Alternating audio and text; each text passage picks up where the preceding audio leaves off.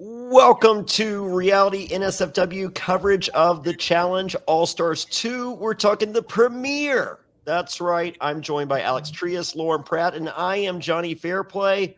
Holy moly. We are back. First and foremost, shout out to my boy Pete for bringing the heat on the music once again. Oh, we will get into it. I don't have any records to share. I do have Mobb Deep, Hell on Earth. I do not have Shook Ones, which is actually my favorite of the two. But I actually have two 12-inch vinyls of Hell on Earth, so I could do some craziness on the ones and twos. But I do not have Shook Ones. But hey, one more time, we are back. One more time, and hopefully not only one more time. Let's have multiple times. Yeah, well, we already have season 3 in the can, I think. Right. So, Yep. so yeah, and anyone competing with Tina for airtime, good luck. Game over. You have lost. Tina's incredible. I am so happy she's on this season, and her sound bites this episode, fantastic. You can't beat it. She's known for her one-liners. But I don't know who you guys are talking about. You guys keep saying this Tina person. I only know this person called Loudmouth. Oh. According to TJ woke up on the wrong side of the bed for All Stars 2, huh? Well, I feel like he still is holding some feelings over Tina's like exit the last time she was on the show. Are you thinking it's one of those deals like with Jeff Probst with me? Is like, you casted this person, and they're like, yeah, they're great, and Probst is like, well, to each his own. Exactly. Yeah, I think that is the case with TJ there, but also TJ likes to rip on anyone. So yeah. So I think TJ is anxiously looking forward to a challenge in which people drop from somewhere very high in the air into the water, and one of those people being Tina. Yep. Also involving trivia. Yes, with trivia, of course. So you know it's coming, and he's gonna laugh his ass off the entire challenge. Oh, I guarantee that like he's gonna get to Tina's question and be like, nope, not that one. even if it's the right answer, he's gonna be like, nope. No. So yeah, there's gonna be like all the cards are gonna be white, and he's gonna have like a neon pink one and be like, "Oh, Tina, here's yours." Who was the grip for episode 3 of? So yeah, so correct me if I'm wrong, and I may be. Was Tina dating Veronica back in the day, or were they friends, or am I confusing Tina with someone else? I think you may be confusing Tina with someone else. But that part of the challenge history is more hazy for me. I don't recall that as much as more of the newer like post Rivals. Maybe it was Rachel and Veronica. I feel like that would make more sense because Rachel was paired up with Anissa on the next season, so I feel like that seems to be more in play. Yeah, so because I went to they had a deal where a bunch of us reality stars were living in Los Angeles, and they had a deal where you could fly to Reno for 2 days. Your flight was $2, or if you stayed for 3 days, it was $7. Oh, like a Survivor budget. And apparently like the hotel room was included. It was crazy. So a bunch of us went, and the more I think about it, I want to say it was Rachel and Veronica went. Adam King was there. Trishelle. Who else? It was a bunch. It was pretty great. It was a fun. I'd never been to Reno before, and right. I mean, even though I felt $2 was the better deal, I did bump it up to the $7 package. Yeah, Rachel and Veronica. That's so yeah. I don't think I've ever hung out with. Thank you, Krista Thug. I appreciate that. I didn't think I had hung out with Tina. I was just like, was Tina with Veronica? But no, it was Rachel and Veronica, and they were a blast. Yeah, so, I'm gonna say like I feel like you can't forget a Tina experience. Sure, because of just how loud she is. Yeah. I don't remember it being that loud. I just remember it being fun. But I think Tina would be fun. Oh yeah, absolutely. She brought it this episode. Like I was like a little hesitant at first seeing her on the cast. I was like, obviously a big name in challenge lore, but you never really know what you're gonna get outside just the drama of it all. But like, she came to play today. I was very excited to see what we got out of Tina. I think she's going to be a really strong competitor on this season because I think Nehemiah is regretting now. Oh shit! Should have had Tina as a partner. Yep. Oh man, especially when we see what happens at the end of the daily. All right, so it's welcome back to the challenge, and Tina with an homage to LL Cool J. Don't call it a comeback. Been here for years, rocking her peers, putting suckers in fear. So I love that Tina is living the American dream. She's got a husband, no kids, and a pool in the backyard. Fucking bring it. Yeah. So she starts off like that, and I got very nervous at first about what she was expecting. I was just I'm like, oh no, did she talk to Trishelle before coming on? I'm sure Trishelle gave everyone the heads up. We're not having sugar cookies by the pool. But I don't know. Maybe we'll get the best of both with Tina because like she's like that, and then when they get to the house, the first thing she says is, "Where's the bar?" Oh yeah. So no, this was I enjoyed that. So what was the classification for? Because we have two boats bringing in our cast of characters. We have a nice yacht, and then we have a shit boat. And so, like, is there a pecking order on who got to be on the cool boat going in? What, was the budget? They're like, we only have enough money for one good boat, or was there two good boats and like one, and then the other good boat had a hole in it? Yeah, well, I think the shit boat had the people that gave the best confessionals of the episode. Yeah, but are you sitting there on the shit boat going, why am I not on the cool boat? I think you guys looked into this more than me. I didn't even think about looking at what the two boats looked like. Yes! No, there was a shitty boat and there was a very, very nice one. Yeah, there was a yacht and a shit boat. And I'm just like, wait, what happened? Like, I think it's one of those deals where they reserved two boats and they were supposed to be comparable. And the guy's like, yeah, they're kind of the same, right? If you squint really hard, yeah, they look identical. Yes, there's no. I mean, that one has an extra chair, but otherwise it's the same thing. So yeah, maybe it had to do with what the people are wearing. The people that were wearing something really, really extravagant get on the nice boat. The people that weren't, dressed up as fancy as everyone else got on the shit boat. You never know. Well, Tech Money, he was on the money boat. If that was the prerequisite. Well, I mean, like that's just like a necessity. You have to have Tech Money on the money boat. Oh yeah. Well, I mean, he's Tech Money. So it's Tech Money. Next, we see Brad, who classifies himself as a top tier. I mean, he's a competitor. He's a dog. He's had his moments. He's a competitor. Yes. I got to meet. I went to Wisconsin was it Wisconsin or Chicago? I don't know. They're comparable. The Midwest. You mean like the two boats? Yes. Exactly. If you squint real hard, they look the same. Yes, Wisconsin and Chicago are the same thing if you squint real close. So I ended up going to an event out there in the Midwest, and I had met Wes for the first time. I met Brad. I believe Derek was out there. Katie Doyle, maybe Melinda, if memory serves correct. And it was a lot of, and I had both Wes and Brad. They're just like, you watched the challenge, and I'm just like, yeah. They're like, you're not the biggest fan of me, are you? And both of them, the answer was no. And by the end of the night, I loved them both. They were just really awesome people. Right. So and Melinda, I've had a crush on forever. I mean, I think I spoke to Melinda. I felt that I spoke to her a lot more than I did at that event, but according to her, I did not. And then I ran into her at I want to say like the Spike Video Game Awards, like a couple months after that. And I professed my fondness of her, and she was like, "Are you kidding me? Like, I didn't think you liked me." And I'm just like, "Why would you? Are you insane?"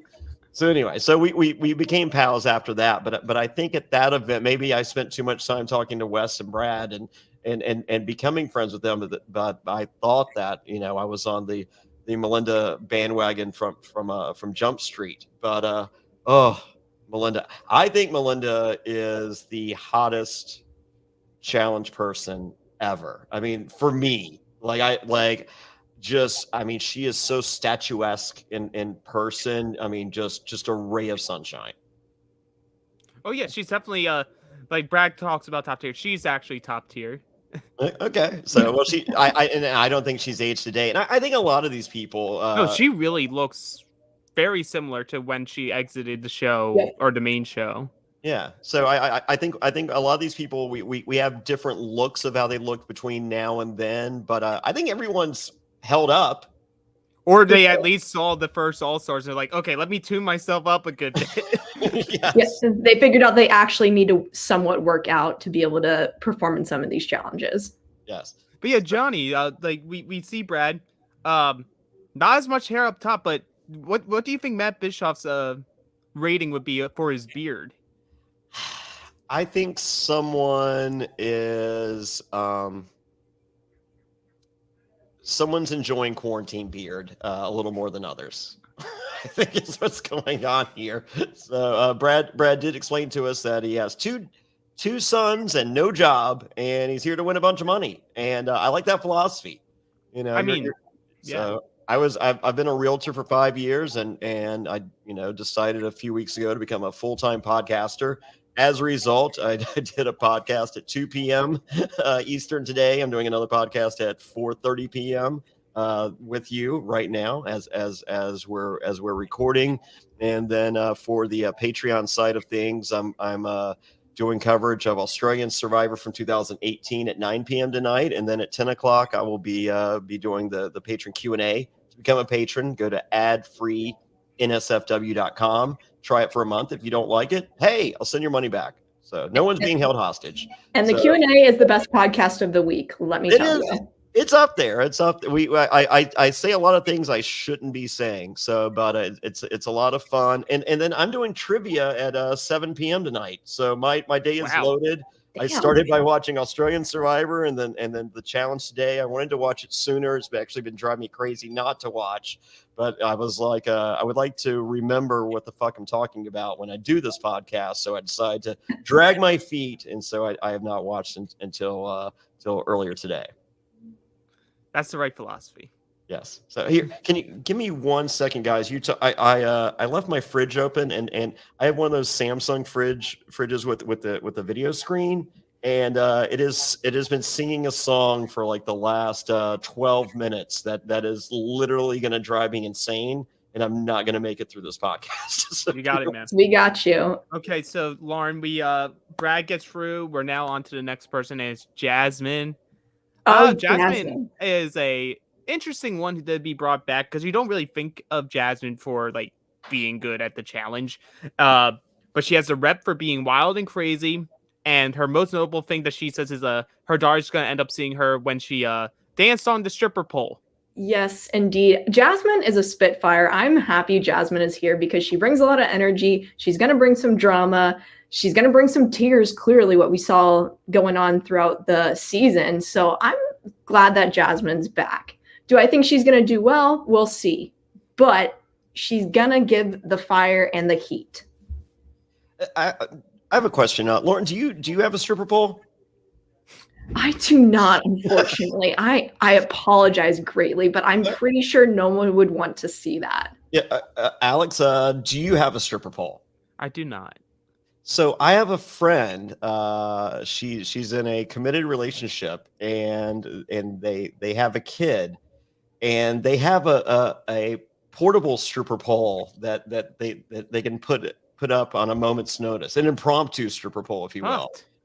And I was like, oh, how cool is that? And my friend's like, no, because usually it's later in the evening when it's put up, usually after a beverage or two, and her significant other has been known to haphazardly install the stripper pole, and it has resulted in injury. Which warmed my heart to no end. I could just imagine, like rolling into the emergency room. It's just like, So we got this stripper pole that it's kind of a temporary deal. kind of skipped a few steps and forgot a bolt or two, and as a result, she's fucked up. Oh, That's amazing. Yeah. but yeah, so we saw that's what Jasmine's known for, her arguments and dancing on the stripper pole. And you see a younger bearded CT in that flashback as well. That was a fun one. I'm interesting to see what we'll see from her. But then we move over to Darrell, and he's here. Back. Oh, you're back, Johnny. Yes. Sorry, I was fixing my camera. Yeah. I look Yeah. much So better. there you go. Yeah. So we got Darrell, only person to ever win 4 consecutive finals. Last season was the first final he ever lost that he participated in, so he wants his revenge and redemption. And to finish off his confessional, game on, motherfuckers. Yes. I like it. I love profanity. I am so pro profanity, and I think on a all-star season that can be consumed by way of a streaming platform, I think that profanity is the way to go. I mean, because you feel like it's not overly produced. It's not edited to the point of, I wonder what they were real like. I feel when you got an F-bomb or whatever, just naturally and organically inserted, it's just like, oh, this shit's real. Right. It's all about how it's inserted. Like when Darrell does it, it's just him like talking normally. Yeah. And because we see it later on where he just puts the F word as every other word of his statement. I can relate. But it's a little different though, because it's not always, if you put a curse word, it's less produced. Because like Johnny, you see it in wrestling. If you ever want to have a good girl versus girl promo, they have to say bitch. You want to know how to get over as a female wrestler in 2021 wrestling?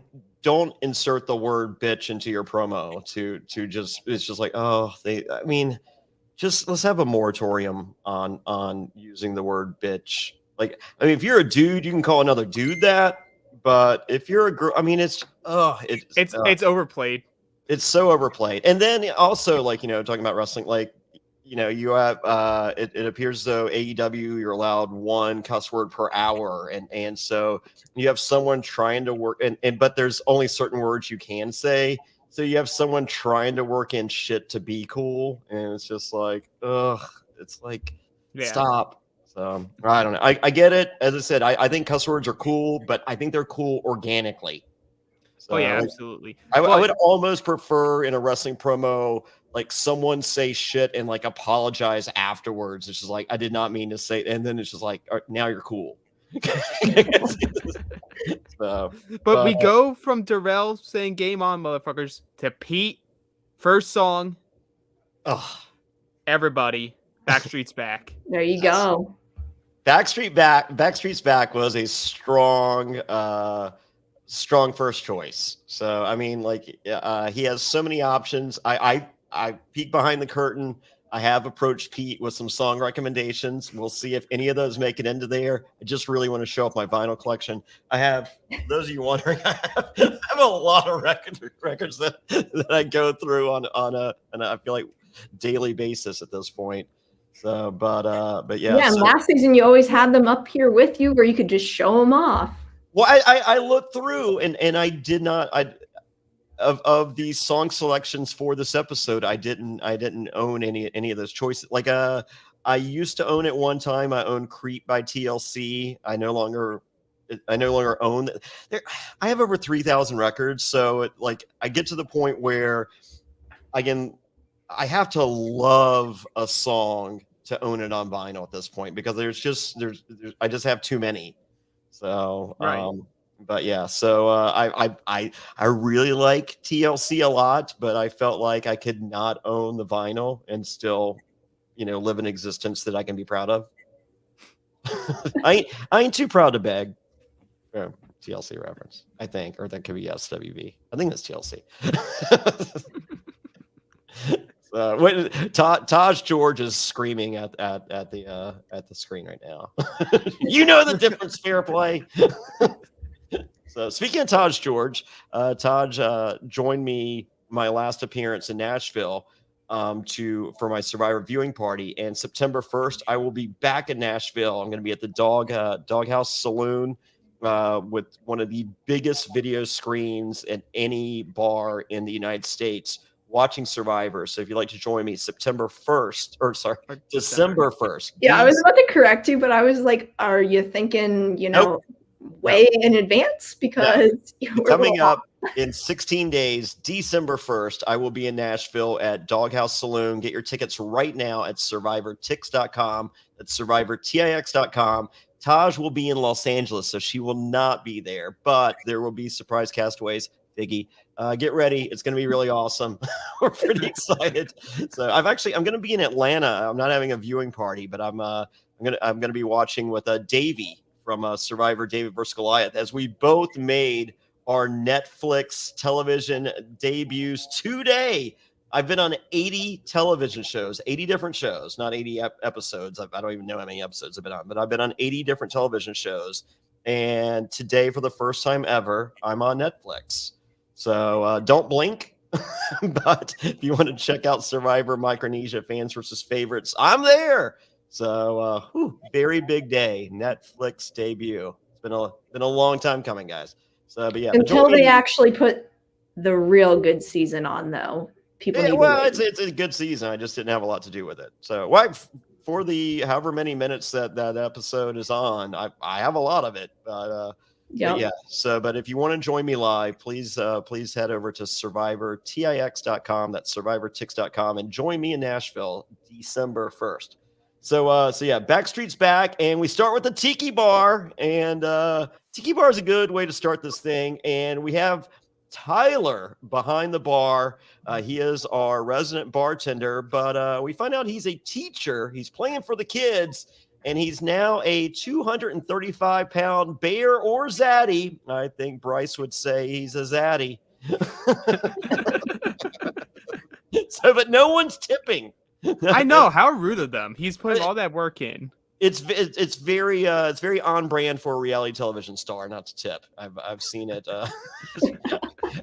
After my first season of Survivor, every month, probably for a year, I would pick one bartender a month and would drop a $100 tip, because like every Wednesday we'd go to Saddle Ranch. I think it was Wednesday, or no, every Monday night we'd go to Saddle Ranch. There were different places we'd go. And my reality TV brethren were obnoxiously shit tippers, and so I tried to make up for some of them when the opportunity presented itself. So yeah, for about a year after my first season of Survivor, I was dropping a hundo once a month. So, because people work hard to listen to obnoxious reality people. Absolutely. I feel like it's the same thing, though, when everyone's in a group together and you're all getting a cab and trying to figure out who the fuck's paying for it. And everyone's just like, oh, I forgot my wallet, sorry. Well, if anyone knows how to overpay for a lift, it's my good friend, Lauren Pratt. What's the most you've ever paid for a lift before, Lauren? $186. $186, only to be passed by 8 people that could have picked you up. Yeah, not my proudest moment, but here we are. Hey, you got a t-shirt out. I have a t-shirt out of it. So yeah, go get the t-shirt right now at JonnyFairplay.com. So next we have the return of Jody. Woo. 2 kids, married for 13 years, and Jody came to fight. Oh yeah, and that's what I love about Jody. When I went and watched some of the older seasons and where she was on, she was a badass. Like, she was always the female competitor at that time, where it was like no one wanted to go against her. She would get to the final because she was just that good. And as she said here, she was the first woman to win an individual final for women. So she's coming in with a big reputation for the show. Hasn't played though in 13 years, so we'll see if she's able to get back into it. But what I also really like is all these people have real jobs outside of they're not all like, oh, I'm here to play the challenge unless like you're Derek, but like Yeah. it's sort of cool because it makes them more relatable because you're seeing what they do. Yeah, that was like episode 0 on what was the Like season double before? agents. Double Agents. Yeah, like episode 0 when Amber M is like, what do you do? And they're like, the challenge, and they're like, what do you do? It's like, I'm a bartender or a waitress or a cocktail waitress or whatever, and they just look down on her for like having a real occupation in their life. And I was just like, Right. good for her, fucking working, So I mean, for the ones that do the challenge as their job, well, fucking work in some fucking CrossFit, motherfucker. So, but yeah, Jody, I would like to see if just based on this episode alone, I might hate her episode 2. Who knows? I don't think I will. But let's just say, for argument's sake, the person I saw in this episode who I'm immediately enamored with as a potential challenge beast. If I could script this season, Jody wins, and then we see Jody back on a normal version of the challenge, so that we can have you have Casey sitting back, no one wanting to face Casey in an elimination on a regular season of the challenge. I want, instead of quote unquote layups, I want another monster up there beside Casey and Jody going, hey, maybe you're not going to coast to the end. Let's fucking go. Right. Yeah, I think Jody's a badass, and I'm really excited to see her on this season. I think she's going to be that person where no one's going to want to face her in any type of an elimination, because she literally will probably go in there and kick anyone's ass. And I actually think she's a strong contender to win this season. I agree with you. Oh yeah, absolutely. She walks in is automatically, I feel for most fans, like it automatically like, top 3 woman on the board. I would love for that to be a case, Johnny, where like they are seeing the success of the All-Stars and they're seeing these people actually put in the work to be in shape for these. I always think more so it's the timing of it all rather than like the schedule rather than the ability to do it. It's like that real life, yeah. people with real life jobs.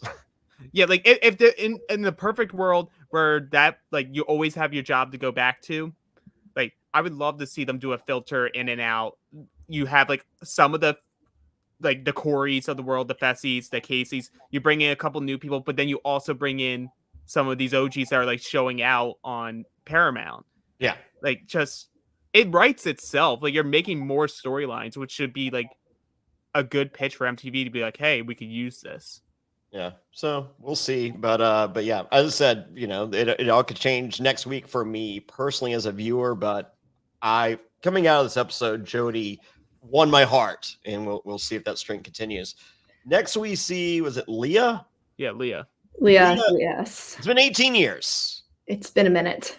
Yes, and Leah has a 10-year-old. She's a single mom, and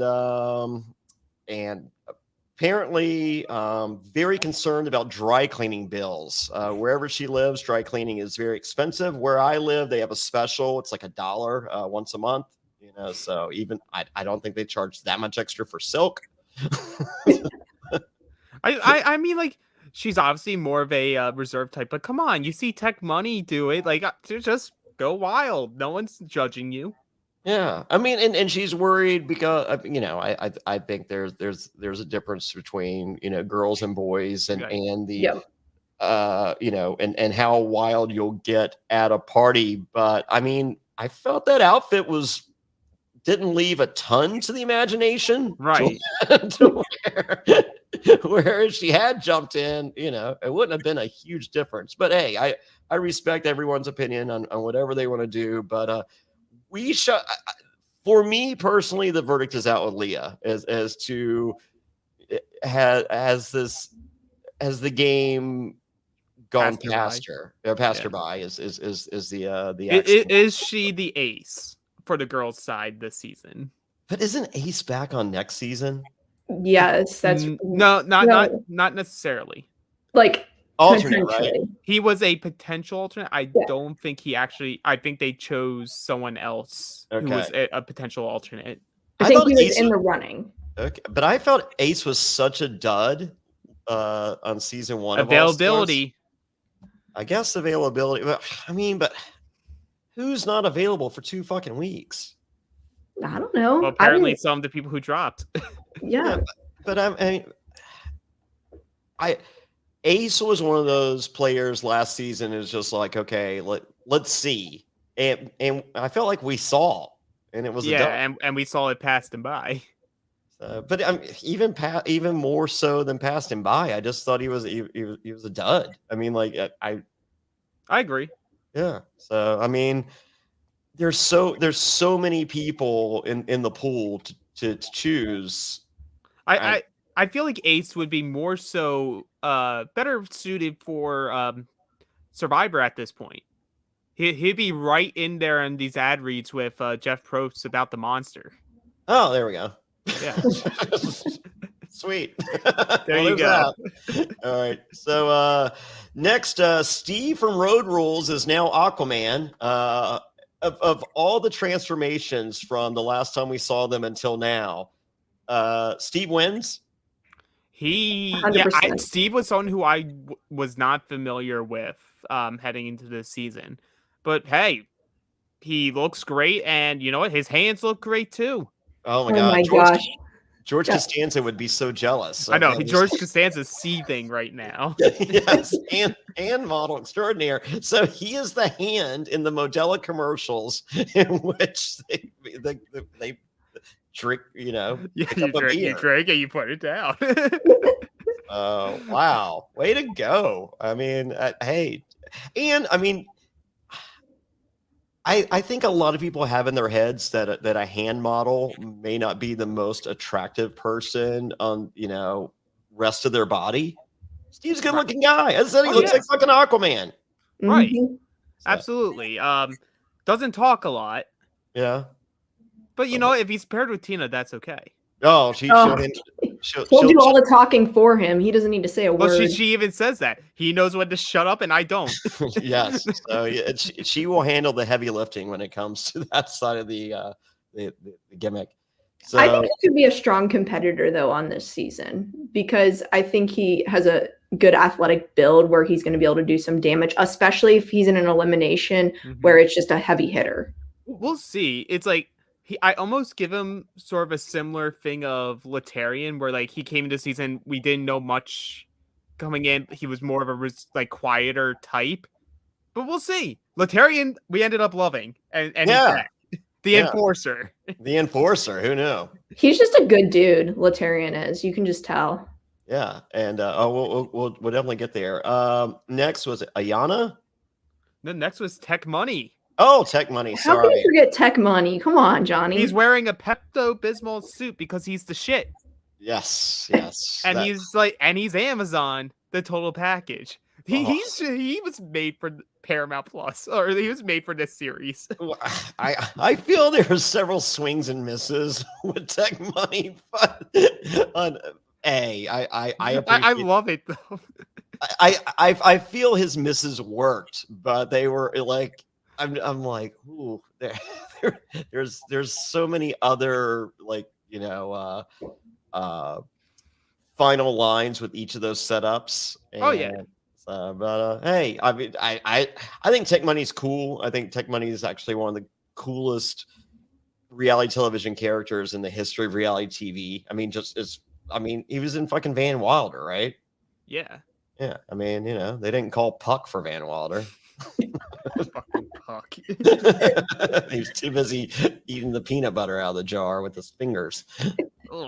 Yeah, no, but I'm liking Tech for this season. I think people are going to underestimate him, but I could see him lasting a good bit. I think everyone loves him. Yeah, and I don't think he's going to be an idiot this time and say, "Oh, put me in."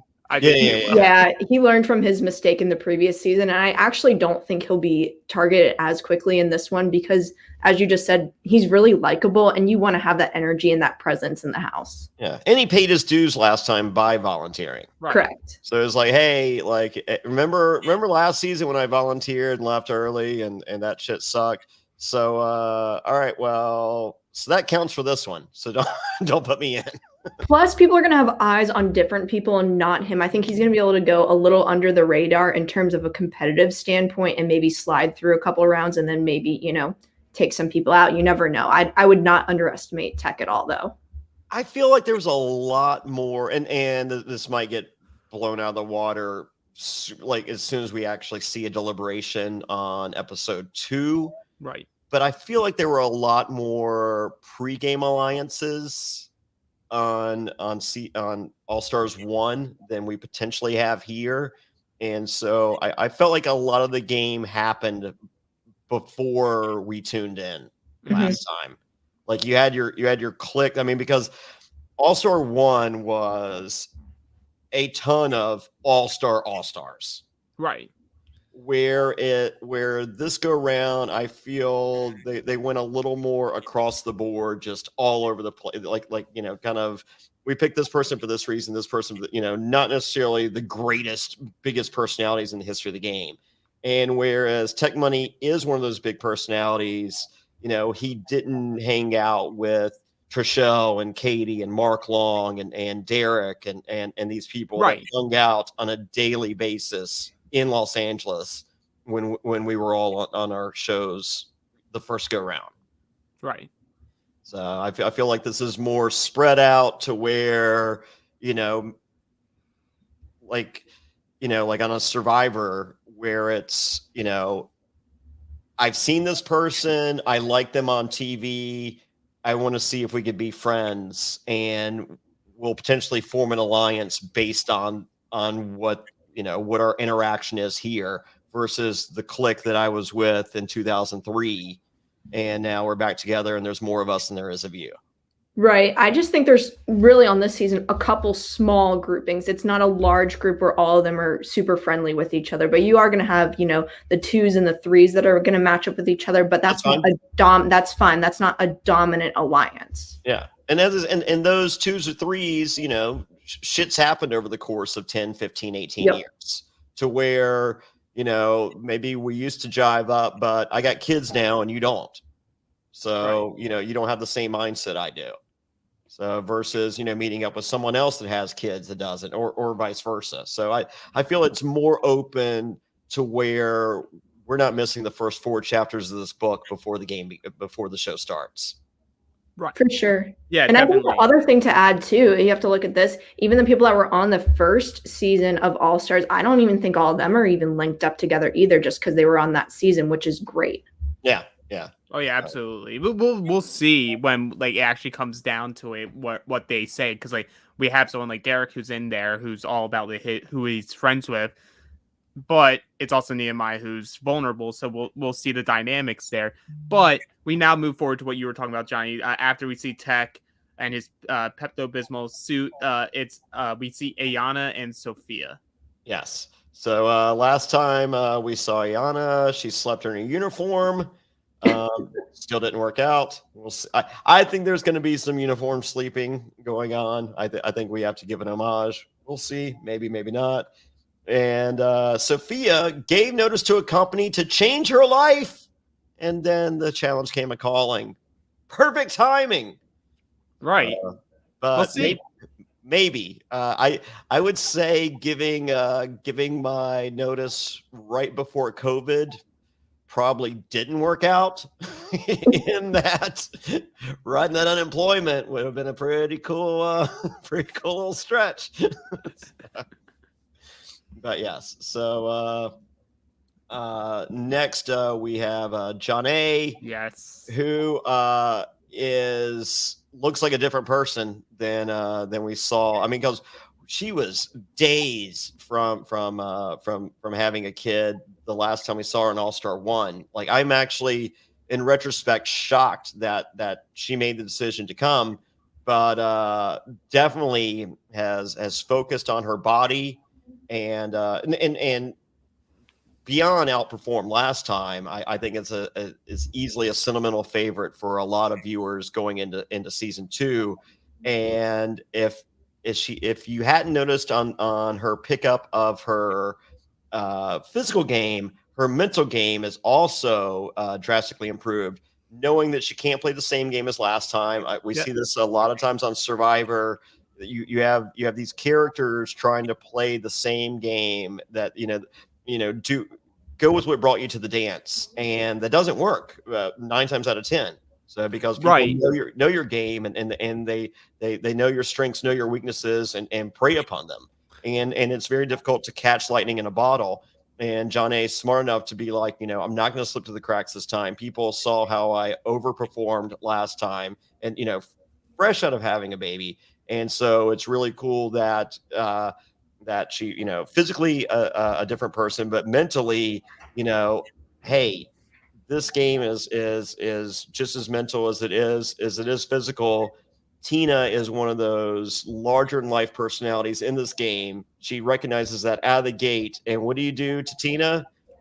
Feed her compliments. Feed that ego. Feed that ego. Let her consume all of that because she'll like you then.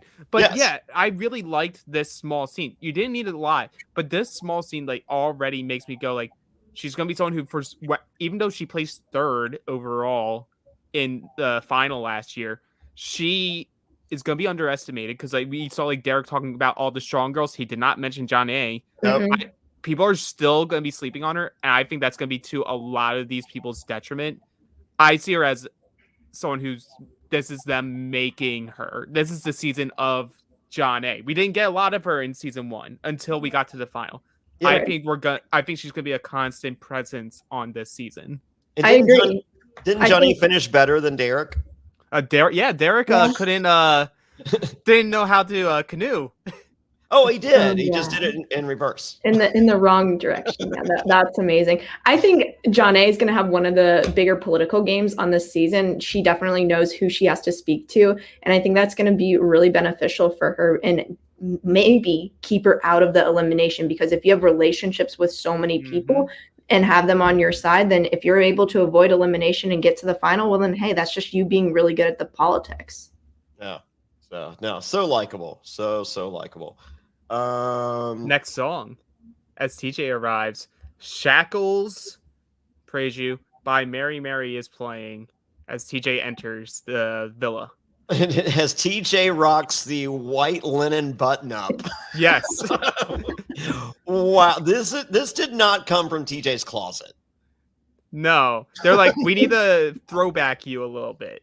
Yeah. I'm sitting there like that shirt is in my closet, and I'm just like, TJ and I don't really dress the same.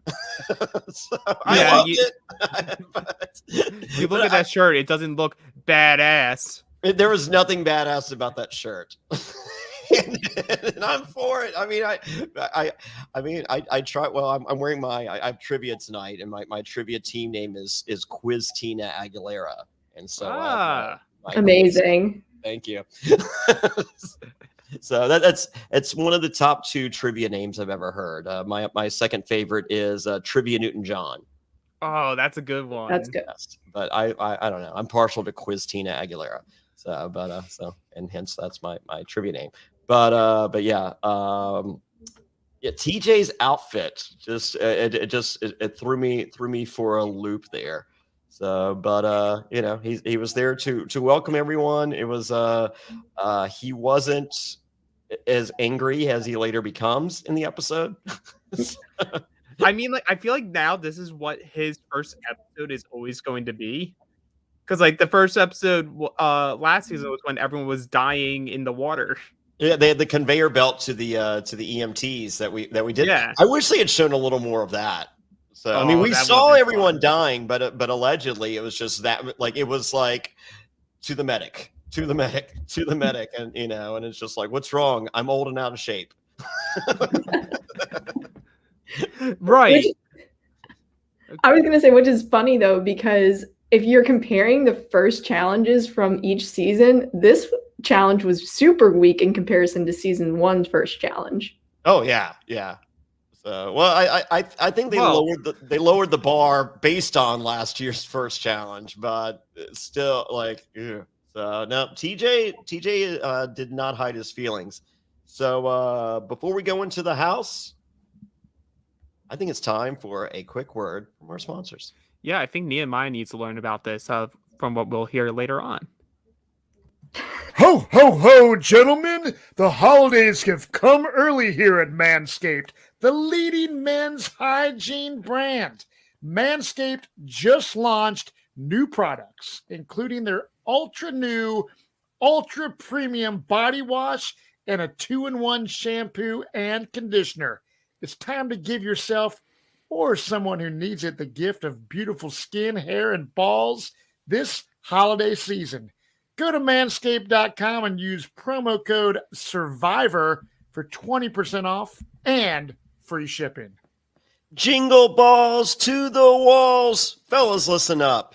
Untrimmed pubes are a thing of the past, and it's possible you have Santa's beard in your pants. Could be Matt Bischoff's. It's time to leave your significant other some cookies and milk at the bottom of your chimney. I am talking about Manscaped Performance Package 4.0. Oh, now, I had a lot of sex when I got back from my last appearance. I literally had sex 8 times in 12 hours. And, I did some damage down there, fellas. I did some serious damage. I had to call my doctor. There was swelling. There was everything else. It was bad. But you know what wasn't bad? My balls, because I shaved them with Manscaped. Oh, there was the lighting at the top of the tree, but the bottom of the tree looked perfect. Inside the Performance Package 4.0, you'll find the signature Lawnmower 4.0. This electric trimmer has proprietary advanced skin-safe technology to reduce cuts on your nuts. It's also waterproof, so you can use it in the shower. It's like a gift to your partner with less mess. The Manscaped Performance Package 4.0 also includes the Crop Preserver and Crop Reviver, an anti-chafing ball deodorant, moisturizer, and toner. It's time to keep your North Pole feeling and smelling fresh. This hygiene bundle will also come with a pair of Manscaped anti-chafing boxers. God bless it. I needed and used that this week. I promise you. The perfect package for your perfect package. Manscaped is going beyond the groin with their new ultra premium body wash. It's infused with aloe vera and sea salt to keep your skin feeling clean, nice, and moisturized. They also just launched their new 2-in-1 shampoo and conditioner, which has key ingredients with benefits that include hydrating, nourishing, conditioning the scalp, and strengthening your hair at the same time. 'Tis the season to load up on Manscaped products. So get yourself, your dad, your brother, your friends, your neighbor, the best gift of all, the Manscaped Performance Package 4.0. Reality NSFW listeners get 20% off and free shipping with the code SURVIVOR at manscaped.com. Every guy out there needs to add Manscaped to their wish list this holiday season. This is Santa Claus talking to you once again. Get 20% off and free shipping with promo code SURVIVOR at manscaped.com. That is 20% off with free shipping at manscaped.com and use promo code SURVIVOR. Clean up your nuts and make Santa proud this year. We're all trying to eat better, but healthy breakfast doesn't have to be boring. Magic Spoon has the amazing flavors you love, but without all the bad stuff. And it's amazing as a midnight snack right before bed. 0 grams of sugar, 13 to 14 grams of protein, and only 4 net grams of carbs in each serving. That's only 140 calories per serving. It's keto-friendly, gluten-free, grain-free, soy-free, and low-carb. And build your own box. Available flavors to build your very own custom bundle are cocoa, fruity, frosted, peanut butter, blueberry, cinnamon, cookies and cream, and my favorite, maple waffle. Now, Magic Spoon recently brought back their 2 super popular flavors, cookies and cream and maple waffle. Thank goodness. But they're back permanently. And when these flavors were first introduced for a limited time, they sold out extremely quickly. Now, I'm here to let you know you can get them again or try them for the first time. Why? Because they're delicious and indulgent. Johnny, Magic Spoon has so many great flavors that I really enjoy, and even my kids enjoy them. We have the cocoa, fruity frosted, peanut butter. All these are really great combinations. They enjoy waking up in the morning and getting some Magic Spoon right off to start their day great before they head off to school. I think everybody listening should give Magic Spoon a try, or if you've tried them already, it's time to reorder. Let's get you some more Magic Spoon and get your day started right. Hey, when I finish a podcast late at night, the first thing I'm thinking is not sleep. It's let me grab a delicious bowl of Magic Spoon before I go to bed. So go to magicspoon.com/survivor to grab a custom bundle of cereal and try it today. And be sure to use our promo code survivor at checkout to save $5 off your order. And Magic Spoon is so confident in their product, it's backed with a 100% happiness guarantee. So if you don't like it for any reason, they'll refund your money, no questions asked. Remember to get your next delicious bowl of guilt-free cereal at magicspoon.com/survivor and use the code SURVIVOR to save $5 off. Thank you, Magic Spoon, for sponsoring this podcast. Thank you, back. Magic Spoon. Thank you, Manscaped. Ooh, I'm looking good. All right. Well, it's now time to move in. We get Yes. another great hit. Come on, feel the noise. Twisted Sister. Oh, there we go. Mick Foley's favorite heavy metal band, Twisted Sister, courtesy of Dee Snider, who we saw in Celebrity Apprentice and reached out to Mick Foley during his appearance there. And now it's time to introduce Casey Cooper, self-professed one of the worst challengers in history. Now, when I lived in Los Angeles, I got to hang out with Casey Cooper a few times, and I enjoyed every experience with Casey Cooper. I think she is cute as a button, and she may look 10 days younger than she did the last time we saw her. It's incredible how, like, she said she was 34. I'm like, no, you're lying. Right? Yeah, no, she does not look 34. Not even close. But let's be real. No one has ever said Casey never looked good. Yeah. So no, Casey's beautiful. Recently engaged. I do not like that aspect of her game. I mean, so I was actually talking to Lauren about this before we started. I'm like, so many people have been talking about, like, they made it a point to have so many people say they're engaged, they're married, they're in a relationship, they just found someone. I'm like, are they setting up like everyone just cheating on their significant others on this season? Oh my God. Holy moly. you would hope not. I just have flashbacks of Casey getting yelled at by Wes repeatedly. Oh yeah. That season. It was brutal. It worked. It did. She was motivated. You are right. She did get motivated. Yes. It's a little different than the CT Big T dynamic. Yes, just a tiny bit. Yes. Yeah, it's one extreme to the other. Like it's. But I was excited to see Casey Cooper and Katie Doyle, who I thought after last time we might not like. It felt like Katie was resolved into putting an end to that chapter in her life of competing in challenges. We see that there was a different take on that story in which Katie went home, decided to get motivated and work on balance and strength and all these things. And so we now have a motivated Katie Doyle, which I'm here for. Oh yeah. So, Katie Doyle coming in with the eye of the tiger. Fucking bring it. Let's fucking go. Yeah, she was another one who said, like, I thought of the last one as vacation. Yeah. This isn't vacation anymore. This is work, and I'm here to win. And I'm hoping that means we get more of the Katie from the old seasons. Yes. Come out. Yeah. I didn't like the dynamic. I mean, like, just knowing the years and years of friendship between Katie and Trishelle, to see that, kind of dissolve in front of us last season wasn't the story that I wanted to see as a viewer and a friend, because, I love them both. I think they're both just awesome people. And, and then, maybe Katie wasn't taking it as serious. Like, I think a lot of people were not expecting the challenges to be what the challenges were last go round. Oh yeah. And so if last season wasn't the swan song for Katie Doyle, and it obviously isn't because she's back, I want to see, if this is the final chapter, I want to see the Katie Doyle that we remember from those early challenges. That, I mean, she is literally a pit bull. She is the female version of Derek, and that's, I think, who we all signed up to see. Right. Yeah, and I'm rooting for her. I think that she has a lot to offer, and I think a lot of fans are rooting for her as well to do something in this season. Yeah, we definitely have a season this go around. I feel there are a lot more pit bulls.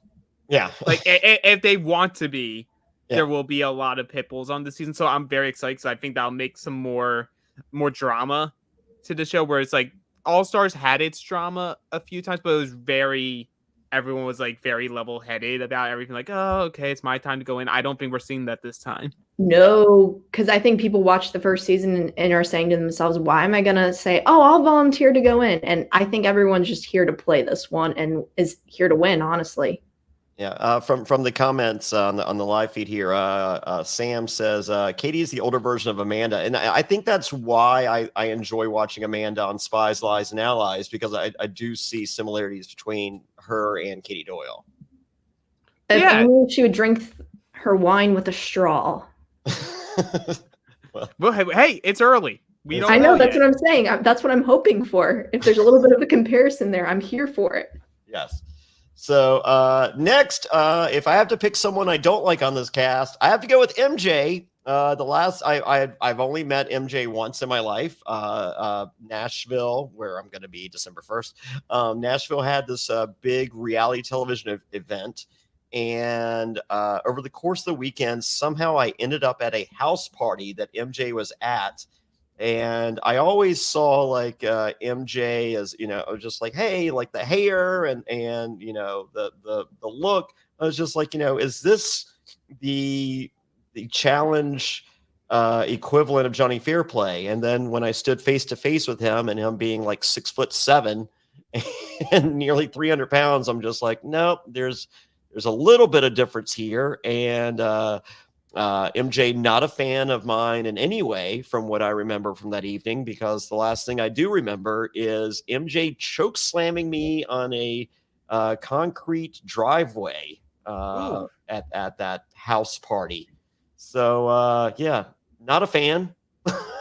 Just I was not what I was expecting, kind of beyond let down. And I'm allowed to hold resentment because if I had choke slam MJ, I think he wouldn't like me, however many years later. I feel like he would respect you a little bit, though, considering the size difference. The size of sure. Yeah, I think it'd be the sort of like, I don't like you, but you know what? Good work. Yeah. Doing that. You're telling me you hope he goes first then? Oh, I would love to see an early boot from MJ. So yeah. That's the weird thing from the guy's side. I feel like the guy's side is so strong. We have a lot of known people that we know.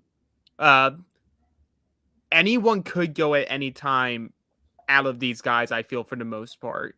Yeah. Because I feel it's a lot more even. There's no one who's severely up at the top. I feel like there's tiers, but the tiers are all very close to each other. Yeah. So, but as a viewer, I as I said, the only similarity I really saw with me and MJ back in the day was the hair, whereas I wasn't a huge fan of the television character. Fast forward to Kahuta, I always thought was fun. Yeah, everyone loved Kahuta. You never met anyone who didn't like Kahuta. Yeah, whereas I can't imagine him choke slamming me in his driveway. I mean, plus it'd be either dirt or gravel driveway. It would have hurt a lot less than concrete. Well, no, it'd be fresh snow because he lives in a Christmas card or a Hallmark ad, as he says. Oh, okay. Well, and there's always the sheep if you get bored. There you go. Yes. Yeah, Kahuta is great. One of my favorites, and I'm very happy they decided to bring him back because I think he was in contention to come back for the first All-Stars season. Yeah. Yes, he was one of the alternates, I want to say. So why was he not in Ace's place? That is something I will never understand. They wanted someone that we were okay with going out first. Yeah, I mean, on Survivor, when they're casting a returnee season, they're casting their top 4 they want to make it, but they're also casting the bottom 4 that would make an ideal first boot. Yep. So. But it doesn't always happen that way, does it? No. We got lucky last season, but Yeah, some seasons in Survivor it does not happen that way. Fingers crossed for MJ. We shall see. And maybe I we'll have MJ on. He'll give me this grand apology or explain to me that I was more than deserving, and that's possibly a strong possibility.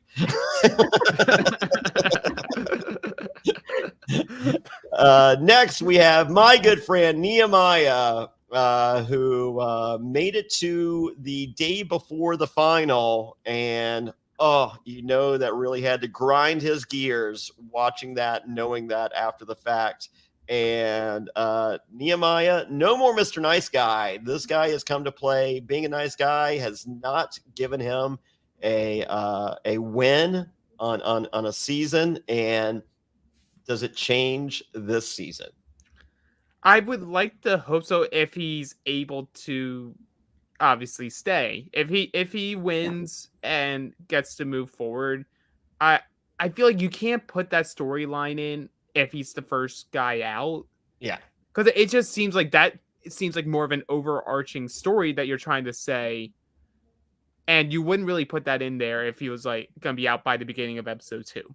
Sure. So I'm very interested to see him not in Zen mode and in more of a gamer mode of creating his army and seeing and we already see there's pieces out there just from what we know from their relationships from the previous season.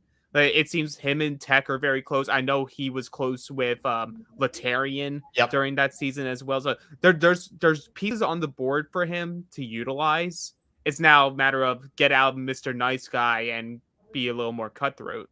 And the deck's not stacked for Derek as it was last time. No, it's not nearly as stacked for him as it was last time. And Nehemiah I think Nehemiah has people in his corner, though. Like, you know what I'm saying? I do think he's going to have options moving forward, but ultimately it's going to come down to, is he able to pull that trigger and play a cutthroat game if he needs to do so? And I don't know if he necessarily can. Yes, it's easy to say no more Mr. Nice Guy, but is Nehemiah someone that is actually going to be able to pull that trigger and get someone out and backstab someone? Well, I mean, as long as he doesn't screw over Kendall again, then I'm good. Oh, yeah. Like last season. Yes. Which is the only thing we hear about Kendall this episode. Yeah, Kendall, another player who last season, one day before TJ's final, eliminated, and we have Kendall looking for revenge. So does that happen? Are we telling two similar stories here, or is one going to go one way and one go the other? I'm surprised to see Kendall back, to be honest, because I think she had a difficult time getting out of work the first time. So I'm surprised she's back this quickly. Well, she's here. Hey, it's a paycheck. Yeah. So, do we think next week is a double elimination, or were there just so many characters that were not quote unquote all-stars that they needed one episode to establish who these people are, and then next episode it'll just be the one elimination. So what I think is, two. I mean, a guy and a girl. Yeah. So last season was only 8 episodes with 2 less people. This is a 10-episode season. I don't know if that's including the reunion as an episode or not. I'm going to assume it's not. But in that case, I think next episode will be the first elimination. And if they keep it to 2 people going each episode, that by the time you get to like episode 8, episode 9, you would get down to 10 people, which is how many people they ran with the final for the first season. Okay. So I think it may be just like they wanted an episode to really expose some of the new faces that were on this season, sort of give like a little bit of a lay down. It almost felt like a real world episode more so than a challenge episode today. Yeah. But I think starting episode 2, we'll have a full episode for deliberation, elimination, maybe get a little bit into the next thing. But I think we'll get back to the regular cadence after episode 2. Yeah, and I think you want an elimination sometimes, but in this instance, I'm okay with us getting to know everyone that is on the season, especially because we haven't seen some of these people in, 15, 16 years. Yeah. So yeah, I'm good with that. Next, it's Tech Money christening the pool. If anyone's it's gonna be him. And we get some Holiday Inn in there. We do get some Holiday Inn. But Ayanna probably want to bring him to the Holiday Inn. A queen gotta recognize her king, and his scepter was just right there. I would imagine over as many times as we've seen Tech Money take off his clothes over the years, like we haven't had it explicitly, pun intended, dictated to us how big it is.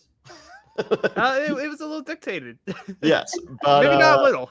but there's a reason that Tech Money takes his clothes off. He's bragging.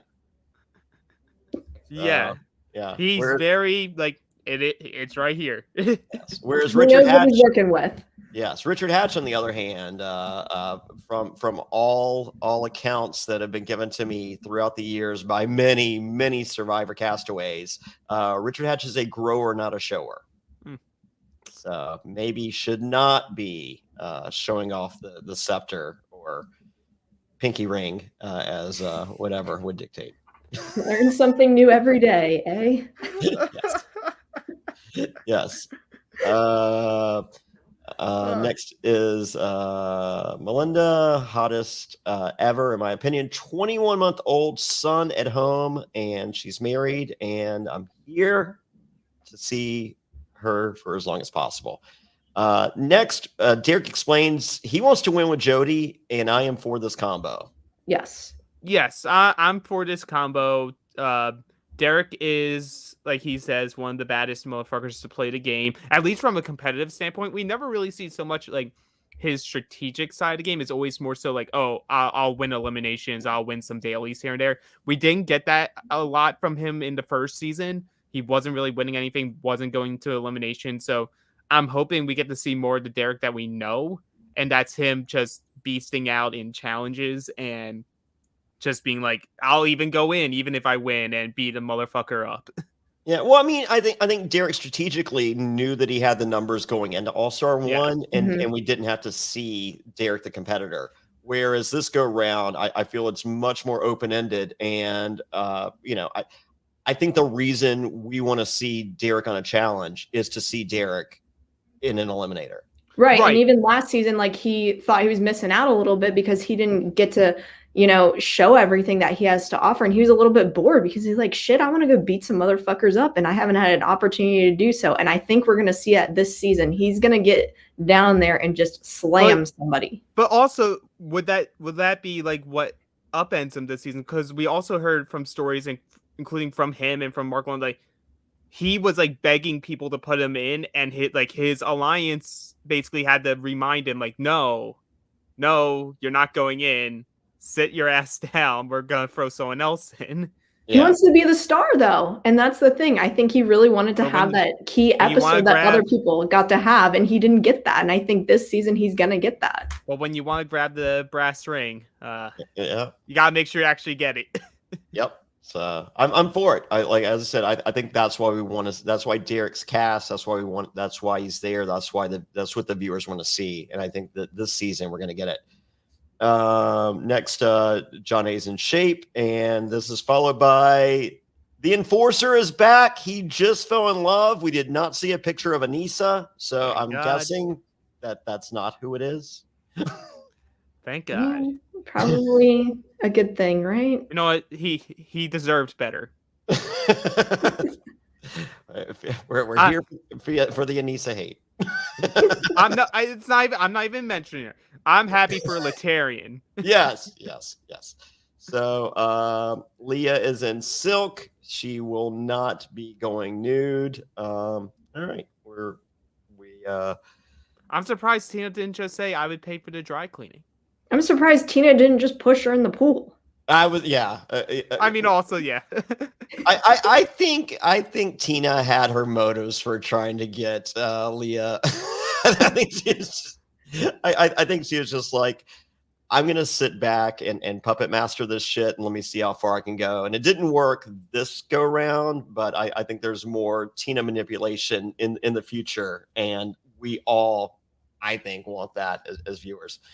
So next we learn that Janelle and Darrell are secretly friends in the Bay Area, and that's a pretty cool alliance. So we have these pairings that that that I think a lot of us, potentially secretly want, and maybe us as viewers don't know that we want them. And this is one of those just like, oh yeah, I think we're all for this. Let's go. Right, and like on one of the fresh meat seasons, it wasn't Janelle, but like Darrell ran with someone who was very much like a similar body type and like athleticism as a Janelle, and they won decisively. Yeah. So I think he also sees like, oh, this is the type of person I can work with and win with. Yeah. And Darrell's smart because she even asked, should we let people know? He's like, oh no, like you got to keep that a secret. Unless someone brings it up, then people are going to have no idea. Yep. And so we do learn that Janelle is a surgical nurse and she's married and has 2 kids. Next, Derek C. There are 2 Dereks. It took us almost 35 minutes to discover this. But Derek C., he's there. He has an alter ego, Annette, which is Tina. Anit, spelled, yeah. Anit, which is Tina spelled backwards. He is overly happy to be there. Good for you, Derek C. He's overly happy to be there. And I think I like talked with some of my friends offline when the cast was announced. I'm like, oh, Derek's the ace. Yes. Derek's going to be out first. Yeah, potentially. He's more entertaining than Ace, though, to be honest. I mean in the sense that they brought him in to be one of the unfortunate guys to be fed to the wolves. Yes. So and much like Ace, he got to wear a different outfit for the party. So very, very similar storyline. We shall see. So we then discover that Nehemiah does not necessarily trust Derek. This might be the smartest observation Nehemiah has made yet in an all-star format. I mean, I just know Nehemiah. I've known both those guys for so long. It's you don't pick your favorite kid, but to see to potentially see the 2 square off against one another, I think it's going to make for entertaining television. Oh yeah, absolutely. It would have been fun to see them actually be able to like hash it out and just be like a power duo in the game. Yeah, like Devin and Josh. Except like physically intimidating. well, we have the opposite here. they have agreed to not be friends, I think. Yes. Well, yeah, it's such a weird dynamic because like Derek even does sound like awkward in his confessional talking about it, and Nehemiah's just like, yeah, he's intimidated by me. I would be too. Yes. I love the confidence. I love it. Yes. So it's time for the daily. TJ explains to us there is $500,000 up for grabs. 1 man winner, 1 female winner. Boom. Let's do this. And it's going to be some team. It's going to be some duo eliminators coming up. And with that, to get us off and running, pick a partner. So Tina loudly and directly summons Nehemiah, who looks up at the sky for any form of help he can by way of spiritual guidance to lead him away from Tina. Bad move, bad mistake on Nehemiah's part. Tina keeps receipts. She'll remember this forever. Yeah. Yeah. That. So, but what do you guys think about that? Instead of doing like you pulled your like colors out of the bag, you found out what your team's like, but this time just be like, y'all are grown ass people, figure it out amongst yourselves. I love that because you're creating animosity, which animosity fuels an elimination type. Yeah, I like it also because it leaves out what people wanted to say during all stars. Want to be like, oh, why are the teams always so similar? Why is it always just so happens that this team is stacked? Yeah, and it's like it always seems like the same people were constantly empowered. This, I think, like you said, creates more division, and because of that, you're going to see a lot more differences in these pairs and teams as we go throughout the season. Yeah, and also you're going to see people get upset if someone didn't pick them, and they're going to wonder why, and then maybe they go against that person later on down the road. So I think it's just going to be interesting to see how it plays out moving forward. But you know what? It's okay. Tina didn't get Nehemiah. She got Steve. Yep. Who can shut up. Yes, who can shut up. And take direction. And so it's time for please explain the challenge to us, Alex. Yeah, so it's boarding party, and we see these badass boats connected by a bridge.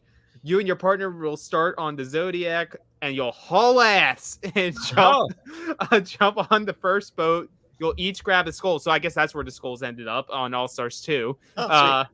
And cross the balance beam to the second boat. Then you'll run to the front of the boat and take a leap of faith. Kyle, don't listen to this. A leap of faith is mandatory.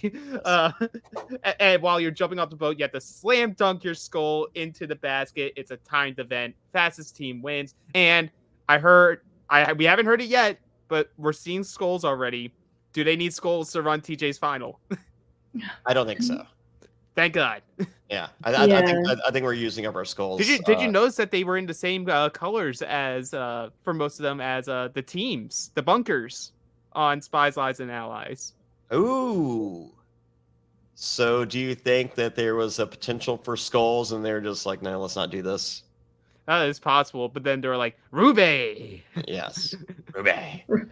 But yeah, so that's the challenge. Yes. So the daily challenge begins, and if you thought they were gonna haul ass, as explained by TJ, you would be wrong. And that's where Pete kills it. Song of the episode, "Creep" by TLC, just to demonstrate how slowly that they're moving. Oh yeah, and you even have Darrell just be like, "Hey, that is full speed. That ain't slow motion. We all old." Yes. So there were some people hauling. Bump and grind on this thing. Yes. There were people hauling ass, though. A couple of them, and then other people were just slowly slithering their way. Well, some were hauling ass, some were feeling their ass move. Yes, and you do have others that are moving their butt a little faster, and instead of creep, they get Miss New Booty, which I'm all for. Yeah, I'm pretty sure it's the only Bubba Sparks song I know. But hey, I thought it was funny, and you do see Jody and Derek just like absolutely kill it. And everyone's already just like, "Oh shit, why did we let them pair together?" Aside from Nehemiah taking a dinger, my favorite part of this challenge was Tech trying to do the toss of Casey. Oh yes. Why didn't you finger roll that shit? Yeah, finger roll that shit, girl. And then he immediately in the same confessional goes like, "Hey, now you watch me. Put me in slow motion. Oh yeah. Put me in slow motion." And they do it. They give him they do slow motion. But we also see that, like we said, Nehemiah's like, "So I'm going to try to walk it." Yes. Well, and, he was following directions. He was attempting to haul ass, and Nehemiah neutered himself. So Bob Barker would have been proud. He was spayed and or neutered in this moment. But like he stays on at least. Yes. And he's like, "Okay, I'll at least move," but he's moving a little slower, probably because his balls are in his mouth. Yes, his dinger was dinged. But Ayanna is off to a rough start. She felt her left booty moving, then she felt her right booty moving, and then she was in the water. Yes, in the drink, as the pirates say. And yep. And then the music plays, and you see Nehemiah over on the sidelines, the towel on his head, and saying, "Well, shit. Yeah. I'm going in." Yep, there we go. So, and there's one last hope for Nehemiah, the person that he chose not to be aligned with in this pairing, and it's Tina. Titties taped. Let's fucking play. Yeah, she has two big setbacks to overcome. Yes. The left one and the right one. Yes. But titties are taped. I love Tina. She killed it. She killed it. This no is our filter. episode. No filter, and I'm here for it. Yeah. So then it's time for TJ to give us the results, and that shit sucked. You boot Scoot Boogied across that shit. Holy moly, was he not happy? Yeah, that sucked how bad you played. Everyone looked like scaredy cats. Embarrassing. Playing not to lose. You need to play to win. And even though this was already the twist, he then uses it as the excuse of, well, here's the twist.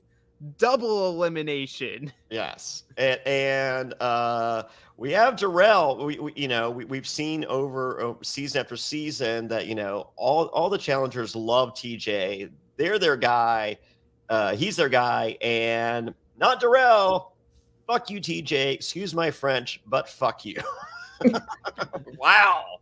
Shots fired. Let us know how you really feel, Darrell. Yeah. I love it. I love Darrell just cutting it out. Just like, I love you, TJ, But fuck you. Fuck you. You know what? Fuck your Who else ideas. is- Fuck production because you're just a mouthpiece for them. Fuck everyone. Oh yeah, Darrell's a sweet afro going right now. Not on the show, but like he was on the challenge podcast. It's a very very unique look. It's very different. Yes. It's been a long time since I've seen Darrell with hair. Yeah. I'm for it. It's a nice Jonny Fairplay starter kit. So I'm here. But yeah, so apparently, because it always has to be this close. Yes. Separated by 1 second. 1 second. And I don't quite buy that, but I feel like they're like, let's just say it's close. You need it for the drama. It's always like that. Yeah. So separated by 1 second, Derek and Jody and Steve and Loudmouth. But we also, like, when Loudmouth was yelling at TJ, like, before you yell at us, you do it. And you just have TJ just bickering right back at her. Shut up. Let me do my job. I'm excited to see that dynamic the entire season between those two. Well, just wait for trivia. Oh, yeah. Uh-oh, here we go. Sam, we might have some rumor and innuendo. Sam says, I have some news about Casey. If it's a spoiler, don't tell us. Yeah, we won't. No Yeah. spoilers. But We will hate you forever. Yes, but if you have non-spoiler, feel free to spill some tea. So Derek and Jody win, and here's our first twist because I don't feel like the other was a twist. They have to nominate 4 players up for possible elimination, and that's where you can really show your cards. Mm-hmm. Yeah, and that's why you see like some people like Tyler say like, yeah, like winning the first one's great, you're safe, but you're gonna be just peacocking about winning, but then you have to, like you said, reveal your cards. Yeah, and the T on Casey is she's pregnant. So is the other T that is with her fiance? Oh yeah. But hey, she's someone else that was in the house. Wait, if she's pregnant, that means she's able to go on the next season because they don't check for that. Yes. She is now qualified for the next season, season 38 of the regular challenge. She's pregnant. Sweet. You can do it, Casey. Yes. So we go back to the house. Here's where we get Mobb D Shook Ones, one of my favorite hip hop songs of all time. Oh, so good. And Nehemiah knows that he's now in his potential 9th elimination, but no more Mr. Nice Guy. But guess what? No elimination. It's the end of the episode. But we also hear from Derek talking about like Nehemiah and I have not the greatest. I always bust his balls. Why would that change this season? I need to teach him how to get bigger balls. I'm like, that was a weird. Yeah. I was like, that wasn't your best work, Derek. Just stick to fighting people in the arena. Yeah, swing and a miss. So big swing and a miss. But they're not all home runs. But I love that like setup of they just do that close up on Nehemiah. You have Tech right behind him. Like, I got your back. Oh yeah. And so I feel like we're already starting to see some good rivalries, but we see Derek sort of on an island. We see Nehemiah at least with a number.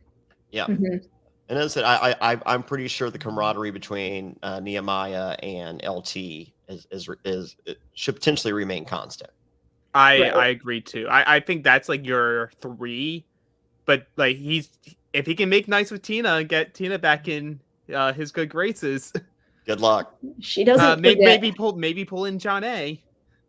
Oh, there you go. Like there's people there. If he's ready to play like the quote unquote dirty game, he got people there. I'm for a dirty game. I love dirty games more than any other game. I'm ready for a season now where it's not all friendships. It's not making cookies on the beach. Yes. It's not laying down by the pool having your margaritas. No, I think we're gonna see some bloodthirsty, money like craving people actually get intense in this house. Yeah. Right. You don't want to see a main alliance win out. I want to see it fluctuate throughout the season. All right. This crew got who they wanted out. All right. Next time they get payback. That's exactly what I want to see. I don't want to see predictable.